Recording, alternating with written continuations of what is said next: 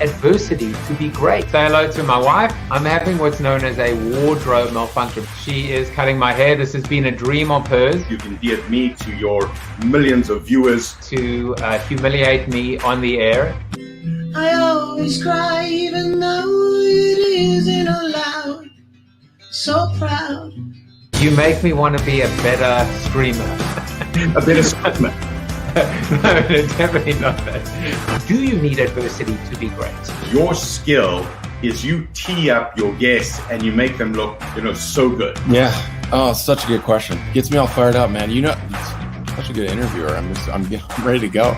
Jump to the screen. But no, so true. They can't see I'm dancing by myself. And despite the best ministrations of your wife, you still look ugly. Man, did I have a big beard? My version of a big beard, obviously, maybe not your version of a big beard. And obviously, with the retrospective, I can see the weight I've lost through fat blogging. I can see it's all obviously in the face, clearly, all of those excess pounds. But welcome everybody to an incredible episode of Corona TV. And of course, that's a transferred epithet because I'm referring to my guest who I'll introduce and wax lyrical about shortly. But today is National Working Parents Day. And I think we're all working parents if we are parents now, because we're either working from home or we're working on trying to figure out how to activate Zoom for our kids with homeschooling, or we're trying to actually focus on work while our kids are actually homeschooling, or even if we were stay-at-home moms or dads, it is, as we all know, a full-time job to bring up a kid and a family. So to all of you that are at home right now, that are parents and that feel like they're working, I take my hat off to you. I guess I'm one of them as well. I hope the dog's not barking right about now. But as I was saying earlier, we've got Jeffrey Hayzlett, who is going to be my guest today. He is, I just skipped all the rest of the guests for the rest of the week because, they'll be on the show.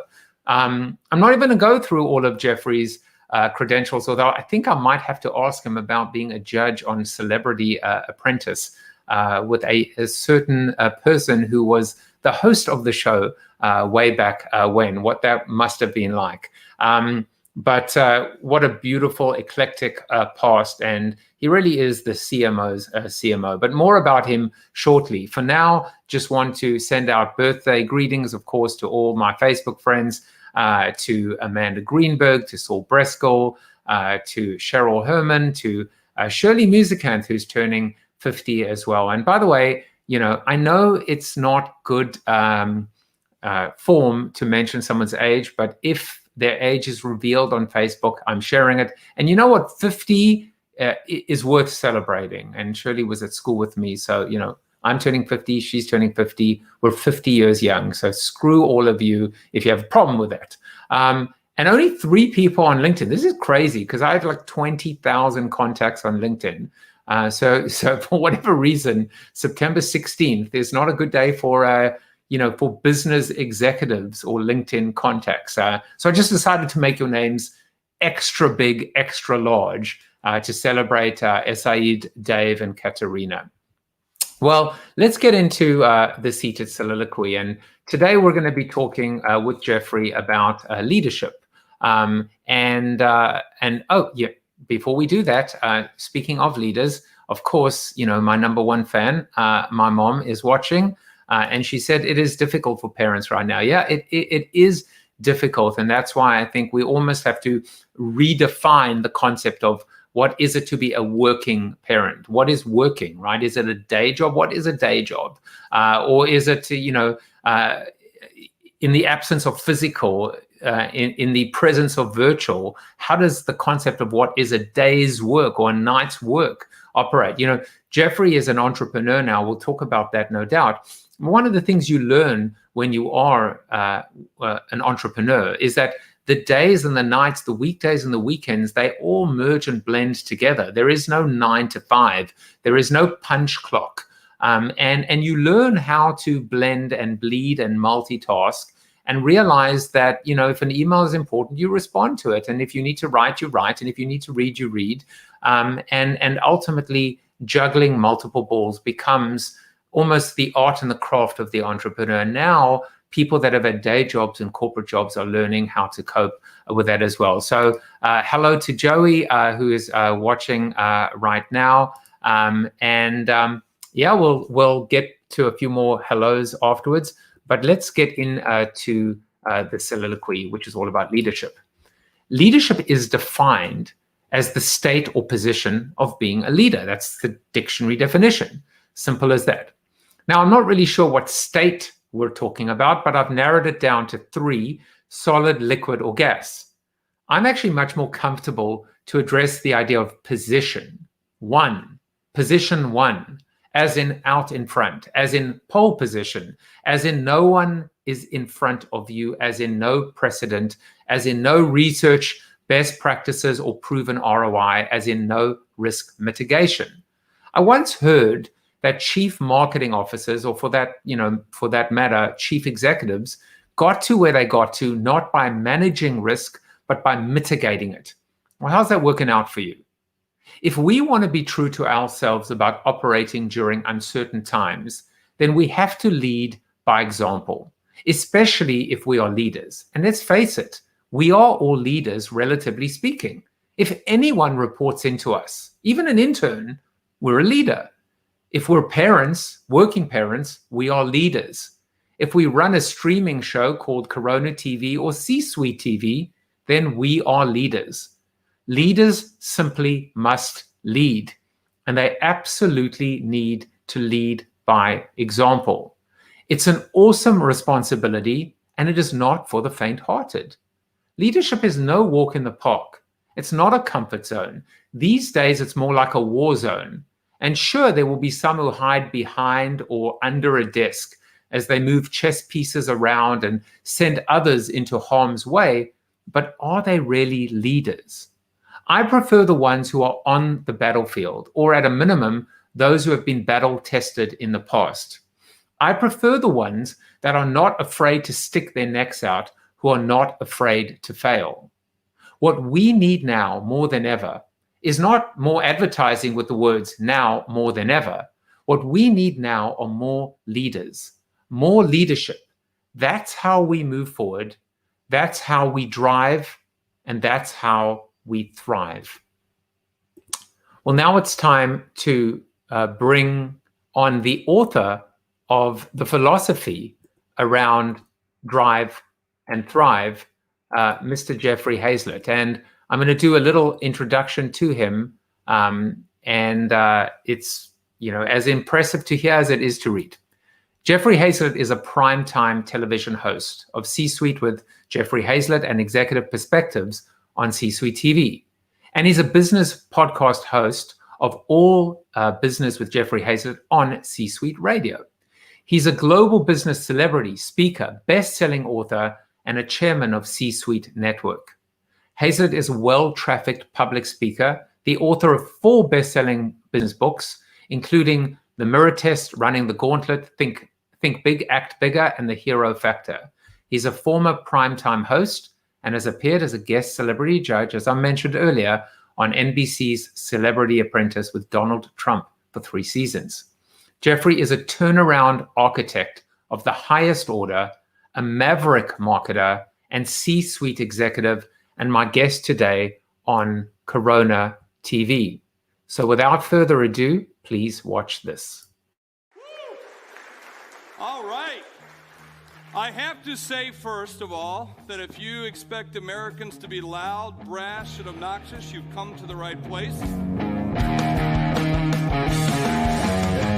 Bloomberg contributor and marketing guru Jeff Hayzlett. Jeff, what's the task? You're going to create a Kodak mobile printing experience. So what's your promise? So really have that, that elevator pitch down so you can be able to speak to it. It's about the brand, and that's their brand right now. Their brand has to be a promise delivered. So is Flashshop going to change the way brands use Snapchat? I don't necessarily think so. When do you know when you have clarity, and what confirmation do you seek to validate?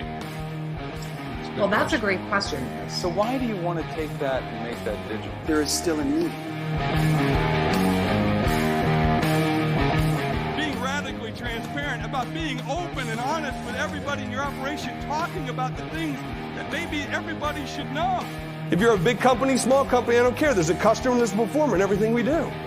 So I spend most of my time talking about what the conditions of satisfaction are. By the way, not everything's going to be perfect. In fact, when I stepped into Kodak and I started making the changes, and people said, well, what happens when we make a mistake? I said, well, let me ask you this question. Is anyone going to die?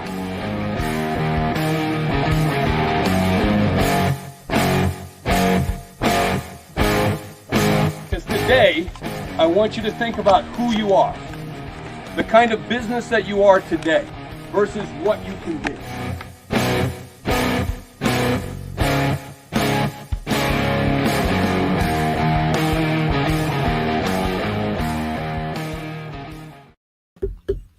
Larger than life, and now on the show. Oh, welcome, Jeffrey. Thank you very much. That's the first time I've seen that. I haven't seen that. That's a new sizzle reel the team puts together. They are always developing new things that I get a chance to see. So I'm glad I could come on the show and see the stuff that we're selling. Yeah. And what did you think? Would you hire that man? I would. Oh, yeah. I would. If you want somebody that's out front, you want someone that's going to, as you said in your soliloquy, lead from the front without question. That's what I've always done. I mean, my job is to be in harm's way at all time. You know, as a CMO, certainly as a leader. So that's what it means. You know, especially right now. You talk about Corona and all the things that we face. Everybody faces right now. You know, I'm not a doctor. I'm not a nurse. I can't even sew a mask. But what I can be is a business first responder. I can help people move forward and get where they need to go. And that's my job. That's my job, you know, with the C-Suite Network. That's my job, certainly with my own business and the way in which I do it. Well, I really love that idea of a business first responder.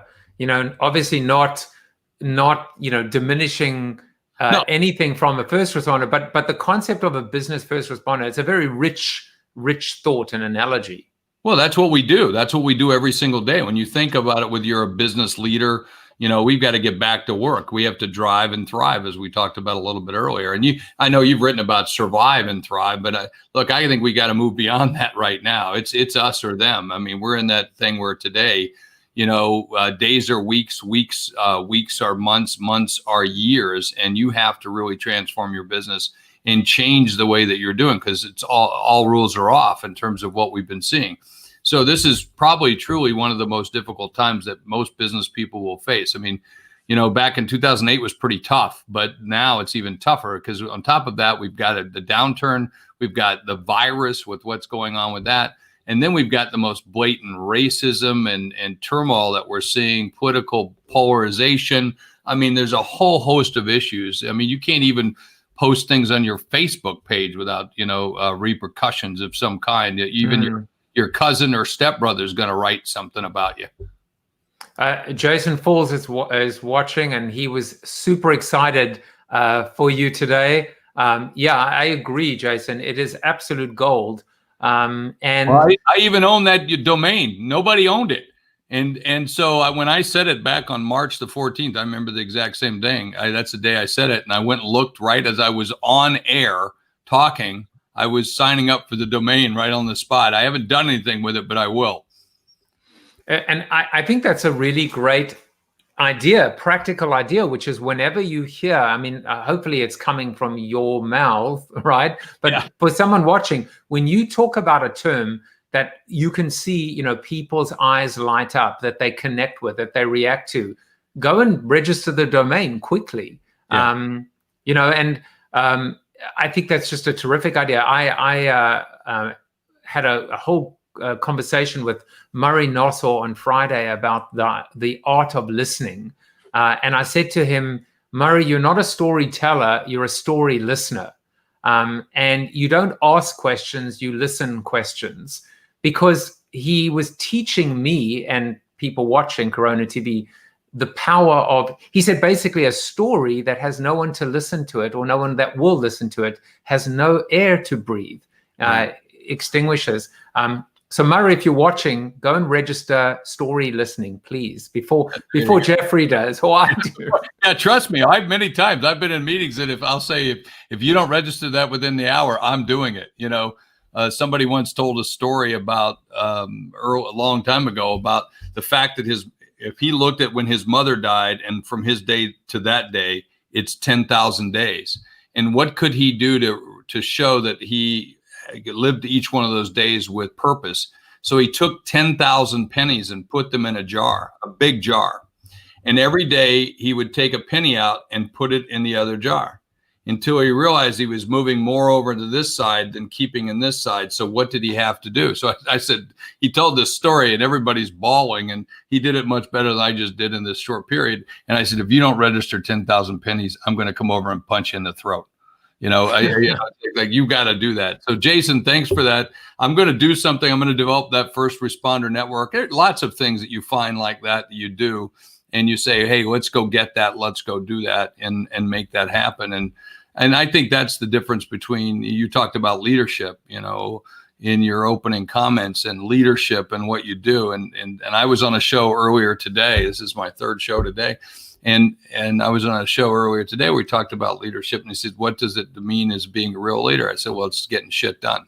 That's what a real leader does. And or when you're on a board of directors and you're getting sued for doing the right things, and so forth. And, my wife has asked me one time, I was on a board, publicly traded company where the majority of the board, we resigned because of what the chairman was doing. We didn't like his ethical behavior. And yet we were getting sued, and we were still doing our work and defending it and doing what we needed to do. And she said, why are you doing that? And I said, it's what real leaders do. It's what good people do. And that's what, those are the things that define you, to make sure that you do that. You got to do the job. You got to do the job. You got to get shit done. And before we even get, before we continue with that, I want to just go back a small step. I call them quick wins, right? Which is, I feel every time I've ever sat down with a client or in a workshop, ideas always divided into short, medium, and long. And my definition of a quick win is something that you can have executed by end of day, if not by end of this meeting, that does not require any approvals or any budget other than what you would be able to, kind of do yourself or even out of your own pocket. And something like just registering a domain is an example of that, but there are so many others. And it's amazing the procrastination, or as I learned the other day, the precrastination that actually happens in business with to-do lists that get larger and larger. In fact, what I learned the other day is we need not to-do lists. That came from Eric Coleman. Yeah, right. There's the to-do list, right? But I have a feeling you get it done, whereas most people, the list just grows. That's the one that starts the day. No, it's those three, those 3 to 5 things you should do. We all have the big list, right? These are the big things I got to get done.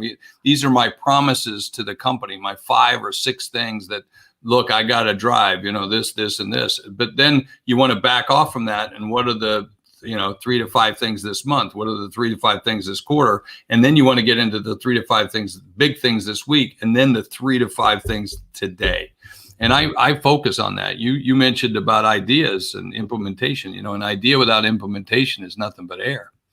And I love breathing air, but I don't like, spinning air, spending the time, wasting time. So I try to focus on the implementation all the time. What can I do to get things done? And what can I help my people to do to get their things done? And right now, my big thing for me, my mantra for me personally is eliminate, delegate, automate. Eliminate, delegate, and automate. That's what I'm living. That's what's written across the top of that sheet that I just showed you a minute ago. And I'm constantly looking at that. What can I eliminate off my plate? And what can I delegate? And then what can I, and then what can I automate? I'm really on the automation part. Because again, hours are days, days are weeks, weeks are months, months are years. I'm on that mantra. And right now, your whole way of doing business is changing. It's refreshing to talk to someone that is so focused on execution, but it's not execution for the sake of it. It's because of this idea of movement, momentum, driving, not stagnating, etc. Tony Bombasino is here, and he said, Jeffrey is the man, just like you, Jeffrey. Well, thank you, Tony. I appreciate it. So it's a compliment for both of us. Compliment for both of us. That's good. I will take it. So I wanted to take a small step back, and I said to you before, I can't believe this is the first time that Jeffrey Hayzlett and Joseph Jaffe are ever meeting, connecting. I mean, we've probably swum in similar circles. You know, we'll talk about Kodak in a moment, but the person that introduced us is probably the most unlikely person in the world that I would have thought. And that was, you know, Pink's drummer himself. Oh, Mark? I was just saying, who introduced us? It was Mark Schulman. Mark, the driver of Pink. I mean, he's the drummer for Pink. Yeah. I know, and it's crazy. And he was like, you know, he had such fun on the show, and then he was like, I was like, well, if you want to recommend anyone to come on the show, and he was like, okay, I'll see what I can do. And he's like, do you know Jeffrey Hayzlett? I'm like, well, I know of him. I would like to know him. And he's the person that actually made the introduction. So how about that? Yeah, Mark's part of our network. And of course, I remember the first time I met him was when I was inducted in the Hall of Fame for speaking, and he was there. And he kind of follows what I've done in terms of build the career, build the personality brand, as a lot of musicians and quite frankly, actors have done.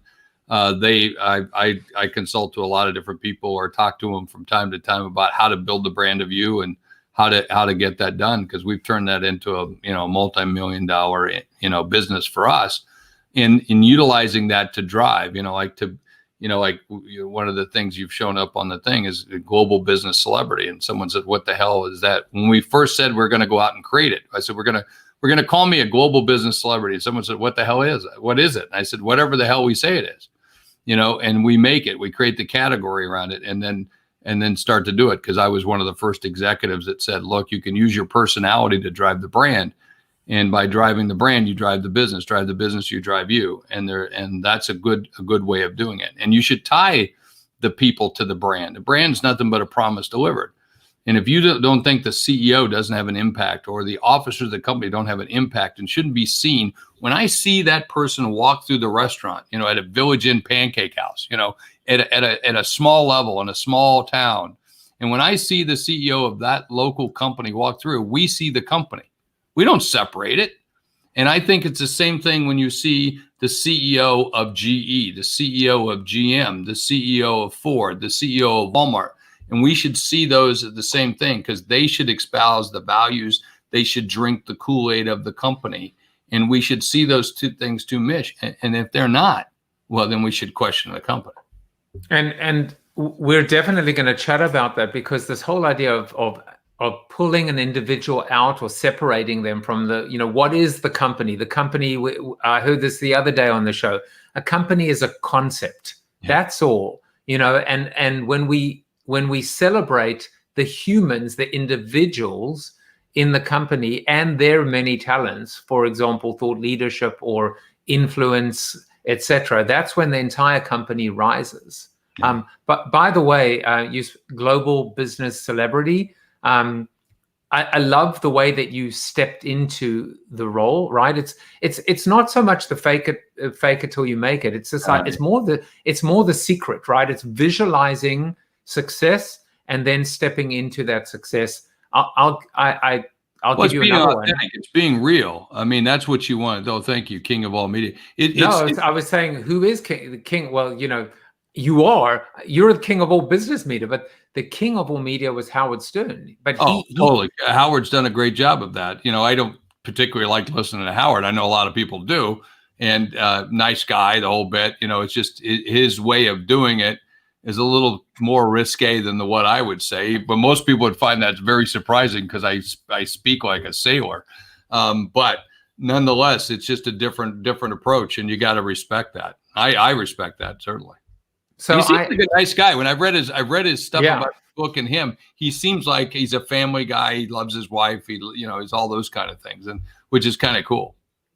He he stepped into that moniker as well, which is he became that, and if he was questioned, he just filled that promise. And it's the same with what you were talking, and that is also leadership, right? Leadership is, well, I don't know what comes next. Well, I just said that. I said a brand is a promise delivered. So you got to deliver the promise. I mean, whatever that is, and a lot of people think, well, I'm the CEO or CMO and I own the brand. No, you don't. People own the brand. They tell you what you've done and what you haven't done. You live and die based on that. And so what is it you're doing for those people? And, and then you got to say, well, geez, am I as good as all my press releases? No, and nor are you as bad as the worst critics you have. You have to take a measurement of that, throw out the top stuff, throw out the bottom stuff, and what's left in the middle is really what you are. And that's the kind of things we have to think about. You can't, if we all believed that we were as good as what our moms say we are, we would all be superhuman, but we're not. Well, especially my mom, who's watching my show every day from South Africa and, keeping me honest. Where's she at in South Africa? Is she in Cape Town or? She's in Cape Town. I love Cape Town. So we might have to do an on location version of it when things normalize. I could through the beauty of green screen be in Cape Town right now, but for now I'm just going to focus with the leadership compass in my background. Jeffrey, I thought we'd go back a little bit and get to know you and understand. As the old saying goes, right? If you want to understand where someone is heading, understand where they've come from. And so, two interesting fun facts that I liked from or about you. This one just confounds me. This one just threw me for a loop, which is of all the things to find out about you, I have to find out that you hate the Broadway show Rent. I walked out on the show. At intermission, I said, I'm leaving. I turned to my wife and I said, I can't watch another moment of this show. And it was about a bunch of people getting together, complaining about working and living. And I just wanted to shout, get a frickin' job, get a frickin' job. Get off your ass. Go, I have friends who love the show. There are songs in it that I like. I like the music piece of it. But I got to tell you, maybe I was in a bad mood or what, but no way, Jose. I like uplifting things. I like things that are, I don't mind things that challenge you, but I don't like a bunch of whiny people sitting around complaining about your life. Sorry, get over it. Move on. So now, where do you hail from? Where is your home base? It's not New York, is it? Well, typically I am in New York. I have a place in New York. The offices are in New York, but I also have a place in South Dakota. South Dakota is what we call home. So that's where I'm at right now. So in, March 12th, 13th, the first thing I did was jump on a plane from where I was at and say, I can go back to New York or I can go back to South Dakota to the ranch. I'm going to South Dakota. And I have been home, my home. I've been here longer than I have been in decades since this time period. It's been absolutely wonderful. I'm looking outside. There's beautiful weather right now. And the farmer in the field next to us, I see dust flying across my yard. I say my yard. My yard's like 40 some acres and there's dust flying across because he's harvesting soybeans. This is where I get energy. But I get energy also from New York and I get, from other places. But right now, home is here.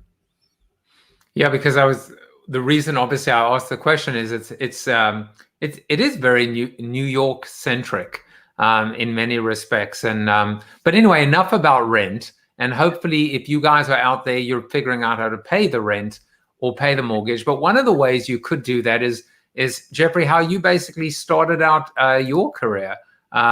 Your first job was selling newspaper subscriptions, and we were able to actually get one of the original photographs of you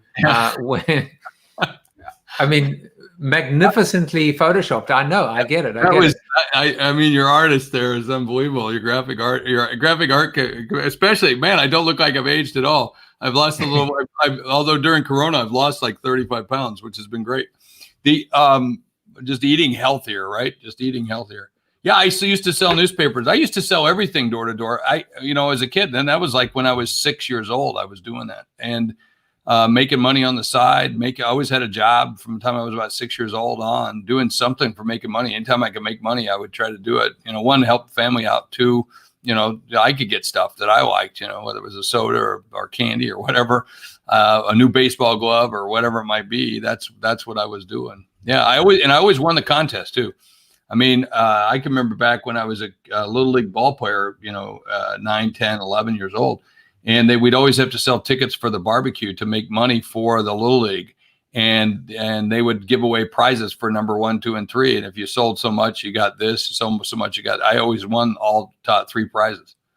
And can you believe a kid 8, 9 years old going door to door and selling tickets to people he didn't know in neighborhoods that he had no business being in? And you can't do that today. You couldn't do that.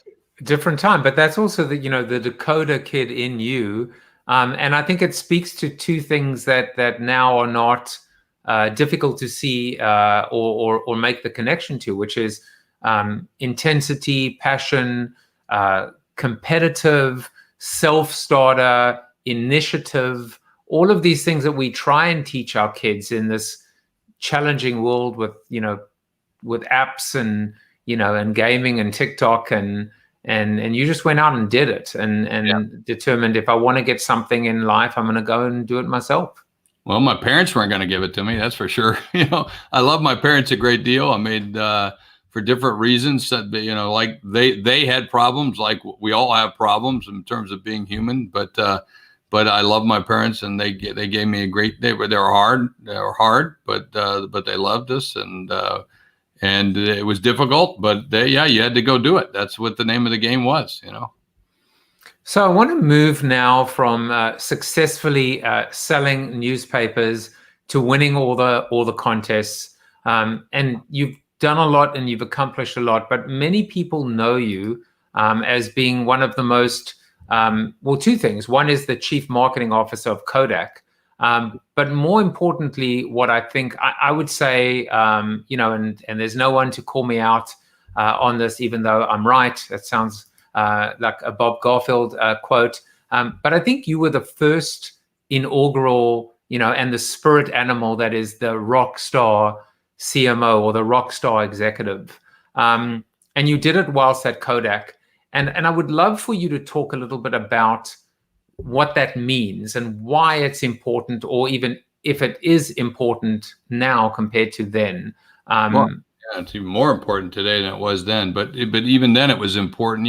In big corporations and companies, Joseph, most executives try to stay back and stay out of the limelight, and they don't think it's appropriate or it's not right. And we said, no, that's the opposite, because we were looking at changing the way Kodak was perceived. I was looking at, what can I do? How can I use it? And I'm a huge believer in OPM, other people's money. So I said, how can we make us the story? What can we do?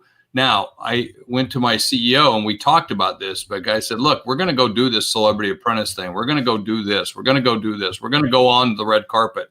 We're going to walk the red carpet line at the Kodak Theater during the Academy Awards, of which we've been sponsoring for years, but no one's ever used it. No one's ever done anything.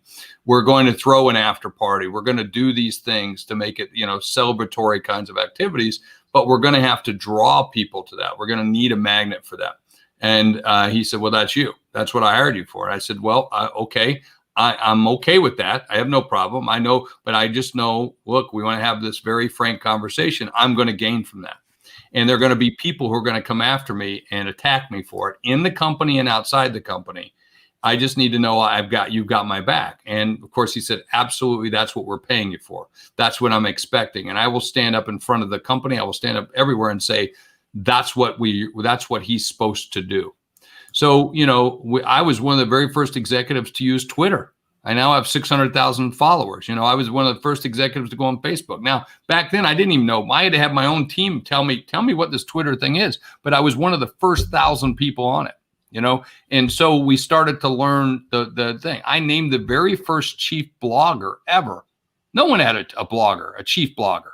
And I named the first one. I named the first chief listing officer. And a lot of times people would say, well, that was some things that you did that were publicity stunts. No, they weren't. They were serious things that this is where it's going and we're going to do it. But yeah, in fact, I was on the front cover of Forbes and some other magazines, numerous magazines, about being the celebrity chief ex-officer, And, I was on Fox, I was on NBC, I was on, CBS, I was on, you name those shows. I was doing them, flying back and forth into New York frequently, and Australia, South Africa, France, the BBC. I mean, the BBC, I was on the BBC most often. They used to play the Ponderosa theme song when I walked out onto the set. I mean, and play me as the cowboy. And same thing in Australia, being on Nightline on Australia, which is the major show there. And talking about business and talking about the nature of business, and although I had to be careful because, they wanted me to, like when Toyota had its problems with the speeding up and the brakes and it was causing some problem. Well, MSNBC CEO come to me and said, we want you to talk about that. No way, Jose. I'm not going to do that. And he goes, no, we need you to do that. And I said, I got you, need that. But the second I talk about that, it's going to give them permission to talk about us. No. That doesn't way that works, So there had to be some rules that were written about that in terms of the way that we do it. But, what was the benefit of it? Well, we were on Celebrity Apprentice for 3 years.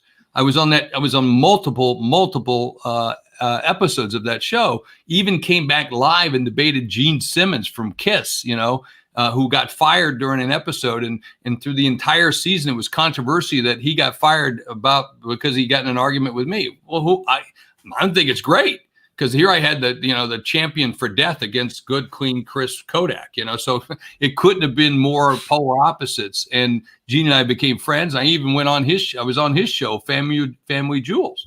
So, but I was doing that to drive the message of my product, of my company, of the change and where we had to go. So I'm a tool. And I said this earlier, you sell me, sell the company, sell yourself. Is there benefit from it? Yes, absolutely. But if I were working for the company and never doing that and still doing my job, would I have benefit from that? Yes. So it's just a matter of recognizing it and utilizing it and say, this is what we're going to do. And now executives see that. And you see companies now have developed programs around elevating the executive at a different level. And in some cases, the executives pay for some of that themselves to develop their own Facebook or, following, because they know that at some point they're probably not going to be at that company any longer. And that's a tangible asset for them. Okay, that's a smart move for executives to make. And I counsel many executives on the right way and wrong ways to do those kinds of things so that, there's a life beyond that brand because you are your brand as well. It's interesting to me because right at the beginning, you had the wherewithal and already the foresight to almost set up the playbook.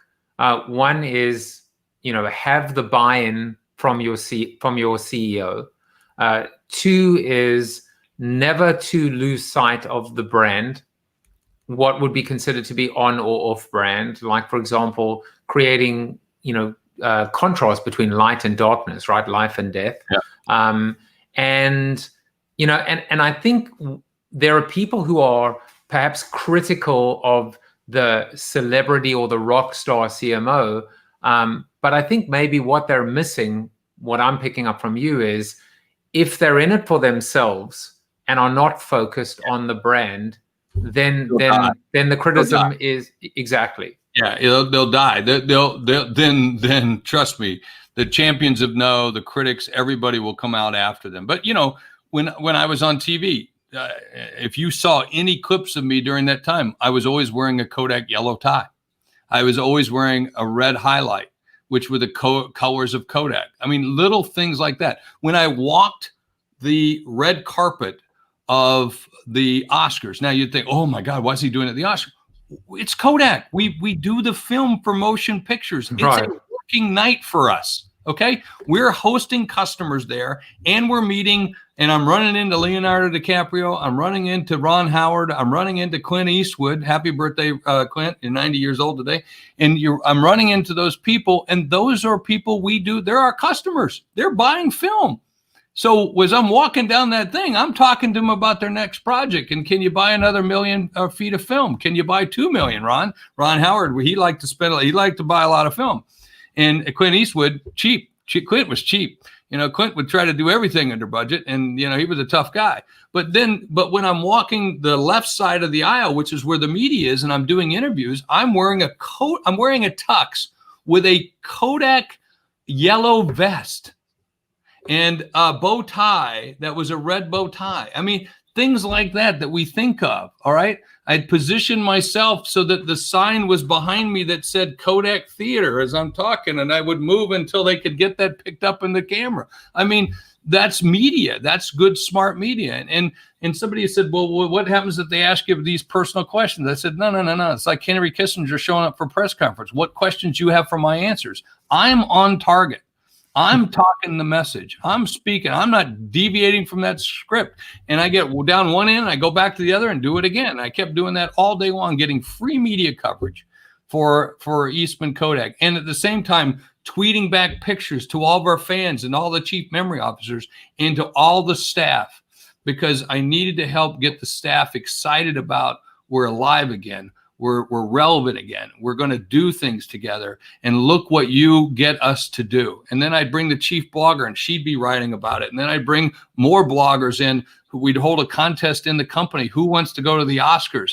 You get to sit in the stands. You know, you're not going to get inside because that's tough to do, but you're going to sit in the stands. You're going to watch the fans. And I stop Beyonce as she's walking down and say, I want to introduce you to the Kodak team. And she waves. Or Will Smith jumped up over the banner so he could hug all the Kodak people. I mean, come on.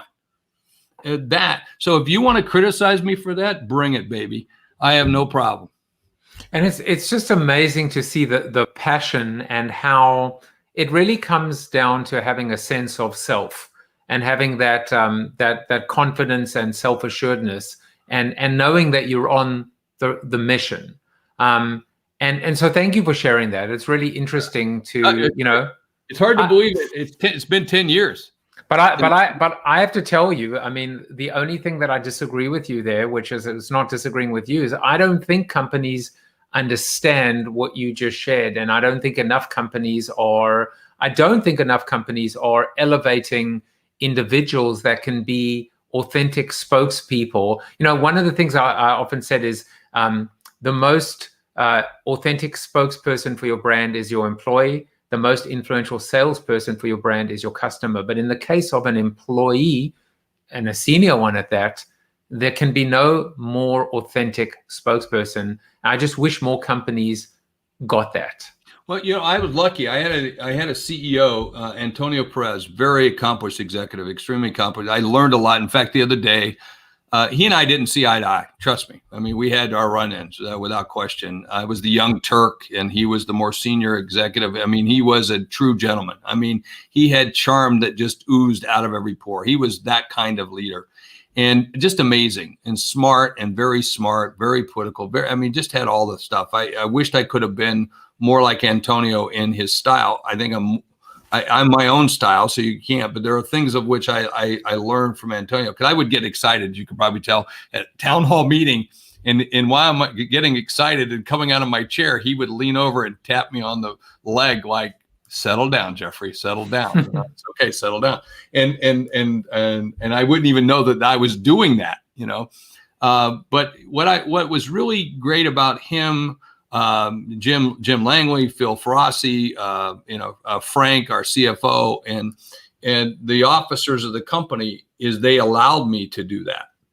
That while Antonio could do some of that, he was kind of beyond some of that, and he did like doing some of it, and I would set him up for the things that he liked to do or he was really good at.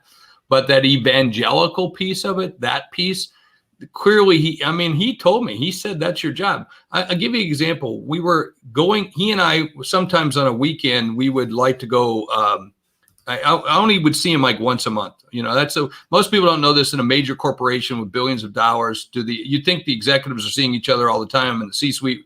We might see each other once a month. And so once a month, we tried to get together to just get together there was a couple of us that would get together, and we actually went target shooting or, clay shooting, skeet shooting. And we'd go about, like once every other month or so. And so I would actually pick him up at his house, and we would drive down to this club that we were a part of. And he asked me about I was in the Wall Street Journal the day before, and he said, I caught the story. And he goes, that was a great quote that you said. And what I said was about our competition's Xerox. They had this machine that they had released, and you needed 2 of those machines compared to one of our big machines. And I said, it's kind of like winning a Cupid doll at the fair. I said, you win, but it's a Cupid doll. And I mean, and so I was kind of, it was a nice thing, but it was a backslap against Xerox. But I have to be careful because we do $400 to $800 million a year with Xerox. So while we're a competitor, we also sell to them. By the way, the exec the following week sent me a Cupid doll in the mail, and with a sarcastic note, but like, you got me, I'm getting you next time. Well, my team was very upset that I said something that was that direct, but against the company. And they came to me and said, we need to this is a problem. You shouldn't do this. You're above this, blah, blah, blah, blah, blah. And I said, nope, this is exactly what you should say. This is how you should say it. So I said to the boss, I said, well, boss, I got to tell you that the teams came to me and really said something. He said, look, if you allow them to absorb you like a cyberborg, if you allow them to influence you in that way, and you don't be you, and you don't do what we've asked you to do, and you're doing it, he goes, understand, I will fire you. He goes, I will still go shooting with you, but I will fire you. And that was a great lesson. And that was fairly early on where, there were a couple of moments where, and by the way, did I go over the line from time to time? Yep. And I got hauled into the office, I need to go, you got to call, you got to go see the boss upstairs. Hey, what's the problem? Hey, boss, what's happening? He goes, sit down. I go, no, I'm all right. No, sit down. Oh crap. Now I'm in trouble. And I did that I did that from time to time and got called in for it. And so you push the envelope, and that's our job. My job is to become the chief tension officer. And so in a major corporation like that, you need people who are pushing. You need, would you rather have a horse that's in the stable trying to kick down the door, or a nag who never wants to leave the stall? And that was another analogy he once used about me as well. I love these stories. And Michael Donnelly said Kodak is up 36% today. Great to see you together.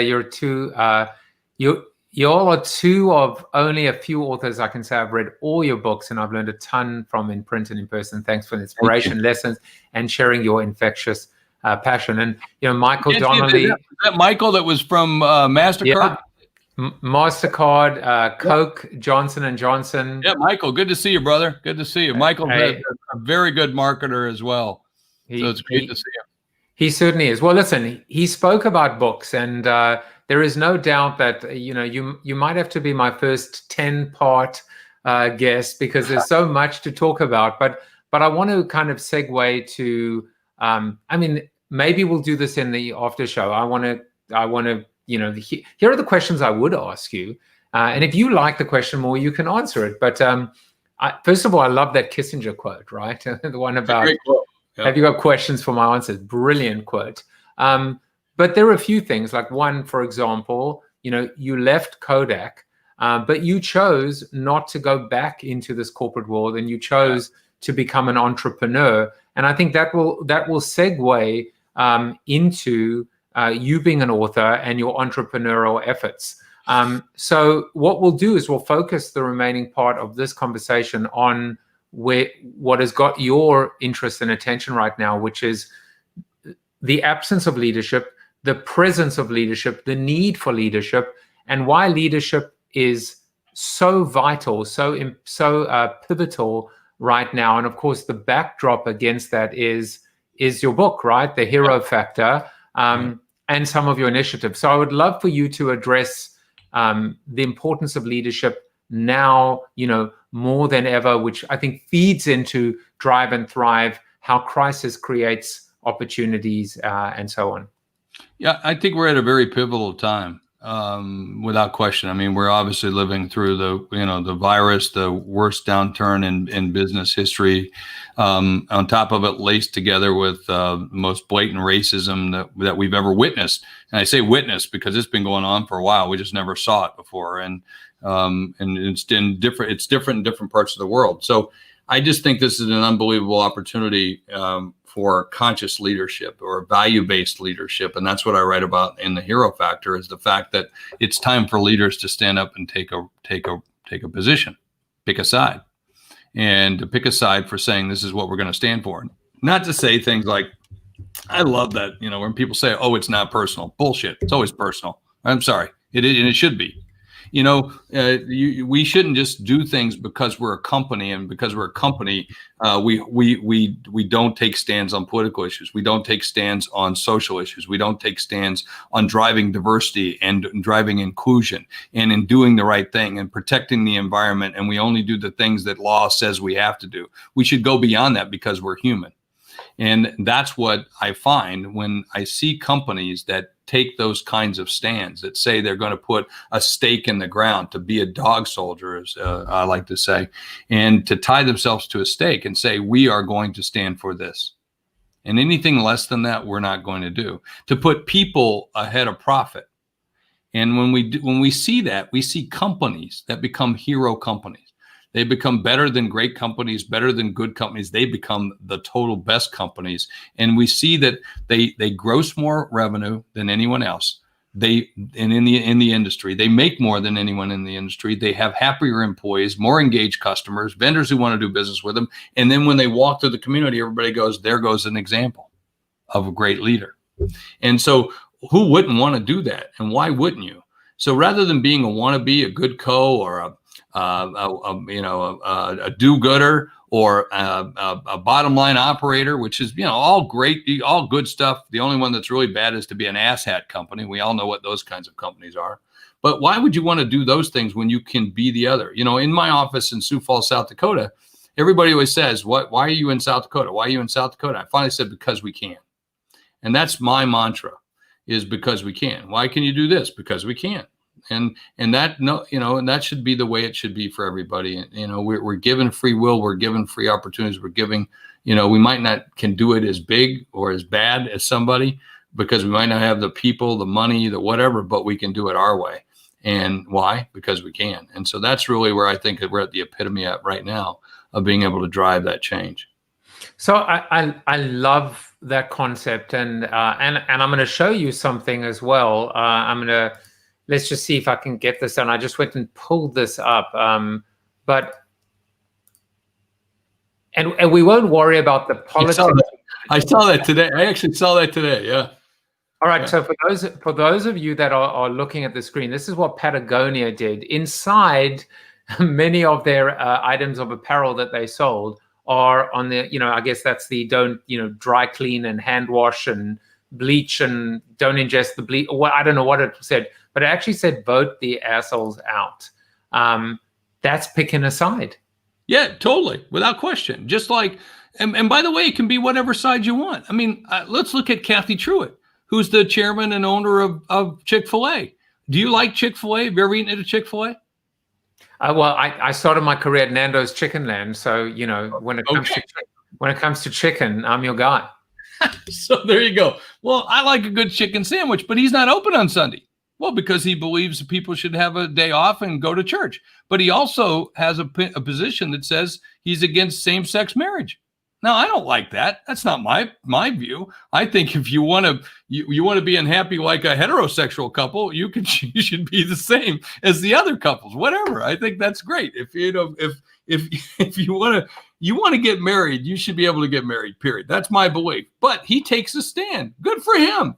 Now, you can boycott it if you want. I'm not into that. I think he has a right to his opinion. This country says we have a right. If you want to take a knee at a football game, you have the right. If you want to burn the flag, you have the right. And I will defend your right to do that. Now, I might make that flag out of asbestos from now on, so you can never burn it. But that's a different kind of deal. But that's what we have to start to do. We have to allow people to understand that you and I might not agree on things, but we should come to an understanding about how we can operate together. And I'm okay with that. My job isn't to change you. My job is just to understand you. And that's what we need more of in this country. And I host a Scotch event every single Sunday. And trust me, I got people on the far left and I got people on the far right who are so far right, they've come all the way back around twice, right? But in the end, that's our job, is to be able to talk about it. We talk about every taboo topic you can possibly think of. Think of it like walking into a pub with the crazy guys over here, the sane guys over here, the not so sane people over here, gays over here, heterosexual over here, rugby players over here. I mean, you got a mix of everything. Come together and argue, but at the end of the deal, we all have a big song at the end of the night and go home. You know, we need more of that in this world, and we need more of it in this country. And business has a responsibility of driving that. I mean, beautifully said, but more importantly, all I could think of, this is my Homer Simpson pea brain, is I need to be a part of the Scotch Club because I love Scotch. You just email me or reach out to me and look up Scotch Sunday on Facebook and you can come. I mean, all I need now is a chicken sandwich and a Scotch, and with bacon on it. It's got to have bacon. It has to have bacon on it. Not going to do the bacon part, but that's. I'll give you my bacon. There you go. Oh, now you really get to come to this party. Yeah, I'm going to write that down. I'll send you an invite, Joseph. So Michael Donnelly says, "I'll have a pint in that pub." Come on, it's a great, and Mark Schulman, who you showed a picture. Mark comes to that. Let's see. There's so many others. We've got Arnoff comes to that. Arnoff is a drummer for John Cougar Mellencamp. Last week we had Hall of Famer. Mark Eaton was there. You don't know. Everybody shows up. So what I do is we got Democrats, we got Republicans, we've got independents, we've got gays, we've got heterosexuals, and we have an occasional Swede. So that's what I put out there that we have at this group. So it's a little bit of everything, and business people, captains of industry, NFL Hall of Famers, NBA Hall of Famers, musicians, playwrights, producers. And we even have a line cook from Denny's, and it's just a great place. It's a pub. It's an online pub where we come together. By the way, you should drink Scotch because it's called Scotch Sunday, but you're allowed to drink any whiskey, Irish whiskey or bourbon. You can actually drink anything that you want, but just be clear, if it's not a bourbon, a whiskey, or a Scotch, we will ridicule you, and we will do so equally and with zest. So. Yeah, and I'll join the ridicule, but so I would like you to promote a few amazing initiatives that you're working on in addition to the Scotch Club. But first, you have to go and register the website and an occasional Swede, because I think that's a great line. So for everything that we're throwing in, including the kitchen sink, and an occasional Swede. By the way, that is in the copy for the invite letter. So that was given to me by Per. Per is one of our members who's known as the Price Whisperer, and he is a great author and he's a great consultant and he's Swedish. And he goes, "You got to put that line in there." I said, "I'm putting it in," because nobody could get mad at occasional Swede. Now, if I would have said occasional, I don't know, you fill in the blank, it might have not have gone over as well, but you could say Sweden, that's okay. You're always going to be a little bit safer when you're in Scandinavia. I mean, it just is. Yeah, they're good people. They're good people. My wife's Norwegian and Dane, so yeah, they're good people. And my brother-in-law is a Dane as well, so I never met a Dane I didn't like. All right, so there are two initiatives that I want to make sure that you have time to talk about, because I think it brings to life this focus on getting things done, on execution, on driving to thrive, and on bringing the promise of the hero, of being a hero leader to life. And so I would love for you to just chat in the few moments we have left about two great initiatives, obviously the Hero Club being one of them, and of course your C-Suite network. Well, our Hero Club, we'd love to have people. We're looking for CEOs who believe in a value-based leadership. Now, whatever your values are, but we have a pledge that we ask you to sign that says you just won't be an asshole. I mean, to get back to the Patagonia example, that's the biggest piece that we do. We say that, when you get knocked down, you get back up. You'll treat your employees and recognize them. And that's how the Hero Club got started. Was a guy named Rob Ryan sold his company and set aside, out of his $20.4 billion, he set aside a percentage for all of his employees, making the single largest number of millionaires ever created in one day. Let's go do that again.